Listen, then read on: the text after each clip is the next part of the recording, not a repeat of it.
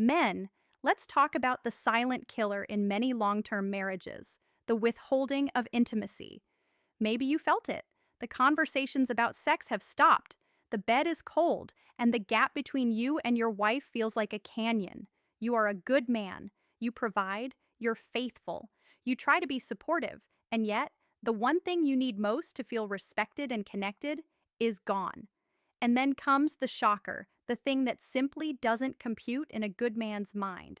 You hear stories, perhaps even experience it yourself, where intimacy is cut off only for a partner to seek connection elsewhere, sometimes with a man who offers none of the commitment or respect you do.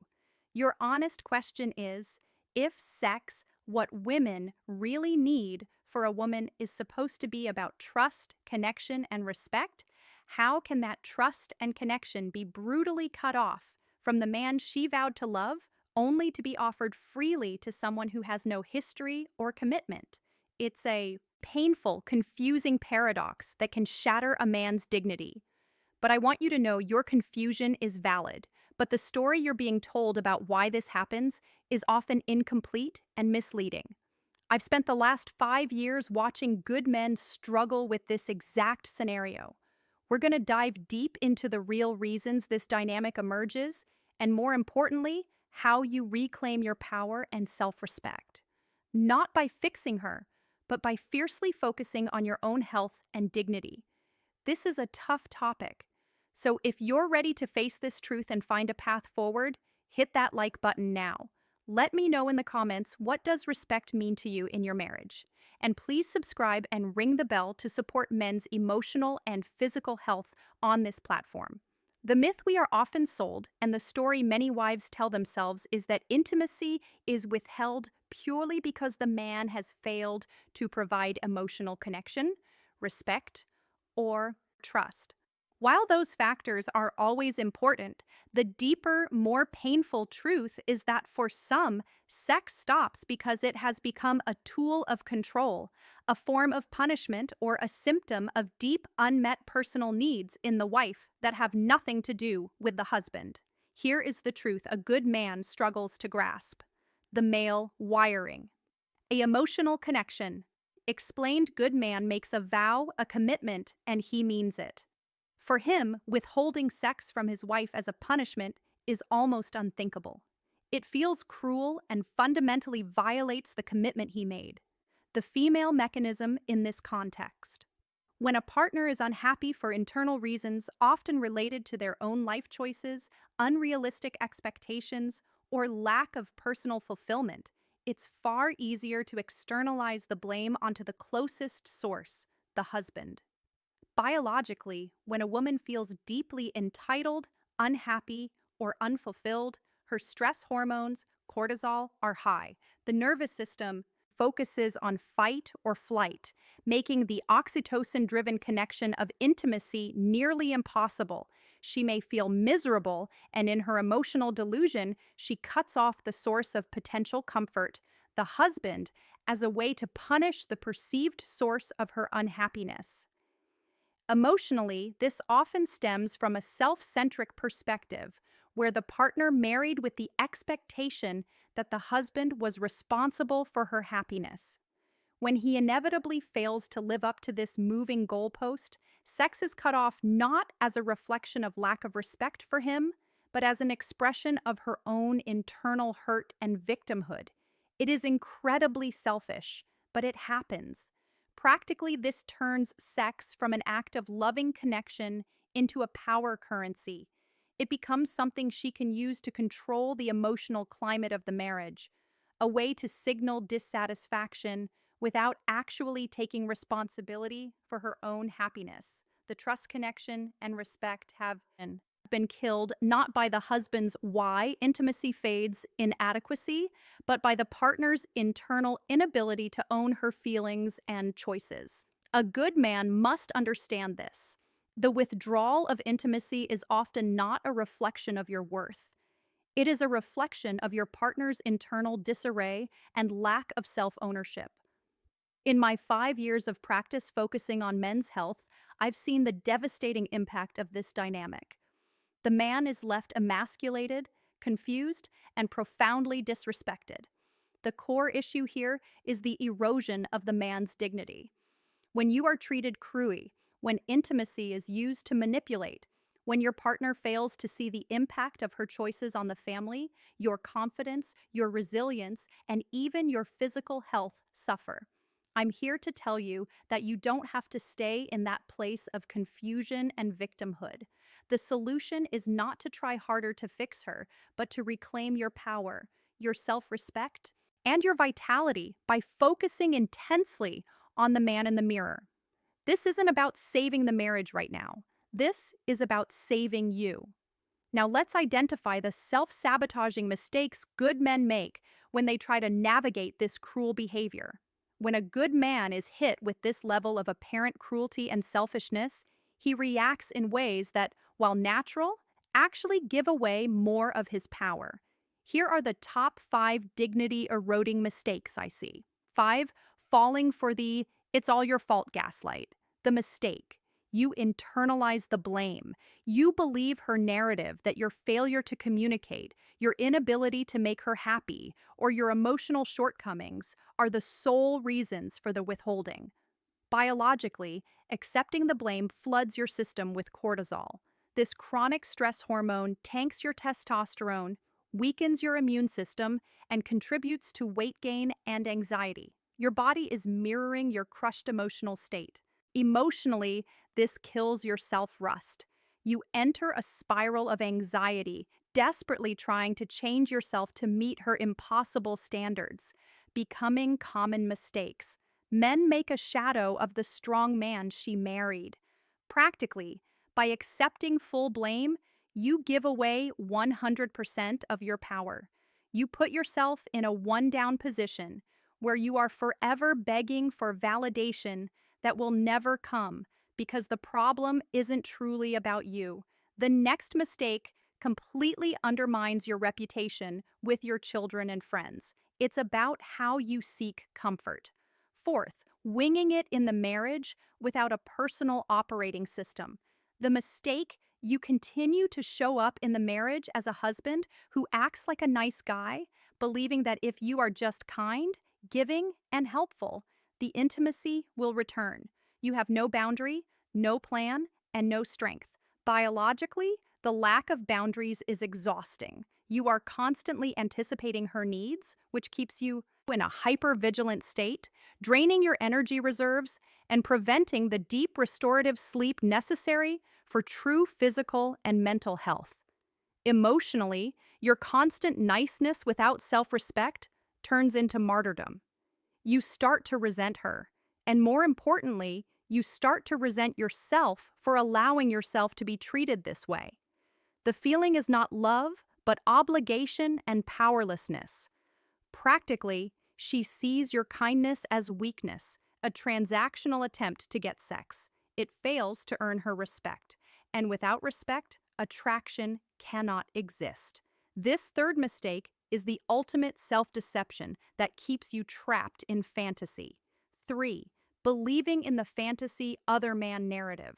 The mistake: you buy into the idea that if she has an affair, the other man must be somehow better, more exciting, more understanding, or more fulfilling.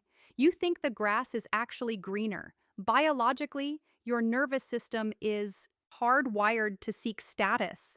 If you believe another man is providing the connection you can't, it triggers deep feelings of inadequacy and low self-worth, further crushing your hormonal balance. Emotionally, this allows the partner to use the "I deserve happiness" fantasy as an excuse for cruelty. The reality that the affair is often based on two broken people commiserating over their own unresolved issues is missed entirely. Practically, you waste energy trying to the power of appreciation compete with a fantasy instead of focusing on the reality of your own high-value commitment-based character. You need to realize that these fantasy connections are emotionally fragile and have no strong foundation. The second mistake is one of the toughest to stop because it's tied to hope. 2. Neglecting your vows to yourself. The mistake: you made vows to her, but you haven't made vows to yourself. I will protect my emotional health. I will not tolerate disrespect. I will maintain my physical vitality. Because you're focused solely on fixing the marriage, your personal health has become collateral damage. Biologically, you stop working out. You start eating poorly. You rely on alcohol or comfort food to cope with the pain. This physical neglect accelerates aging, promotes systemic inflammation, and guarantees low energy and low mood. Emotionally, by neglecting your self care, you signal to yourself that your needs and your body are disposable. This self abandonment makes you feel even less deserving of respect, making you an easier target for manipulation. Practically, you lose the one thing you can completely control, your own physical and mental edge. You cannot lead your life or your family from a place of physical and emotional exhaustion. The number one mistake is what I call the ultimate surrender of a good man's power. One, the ultimate surrender, staying silent and withdrawing into the man cave. The mistake, you stop initiating sex and, crucially, you stop initiating clear, assertive communication about the state of the marriage. You accept the silence as the new normal, retreating into hobbies, work, or isolation. Biologically, your body accepts the lack of intimacy. Your drive diminishes how to rebuild connection through disuse. Your mind seeking safety stops fighting for connection. This leads to profound loneliness, which is biologically toxic, increasing the risk of heart disease and cognitive decline. Emotionally, this is the self-imposed death of hope. You resign your role as an active partner and become a passive housemate. You trade your dignity for a strained peace. Practically, when you surrender your voice, you allow the negative dynamic to become permanent. You teach your partner that her unacceptable behavior has no consequence, which reinforces her power and confirms your fear that you are in fact disposable. A man of integrity must speak the truth, even if it is uncomfortable. The path forward is not about winning a fight. It's about establishing a framework of self-respect. Here are 3 steps to get you back on track to be the strong, confident man you are. 1. The dignity check. Redefine your boundaries. The plan. Define the line for yourself. You must decide what behavior you will and will not accept in your marriage, regardless of the outcome, the commitment. Sit down alone and write down a list of non-negotiable self-respect boundaries, e.g., I will not be manipulated. I will not tolerate cruel language. I will speak my truth with integrity. The goal, the boundary, is for you. It's about how you react, not how she acts.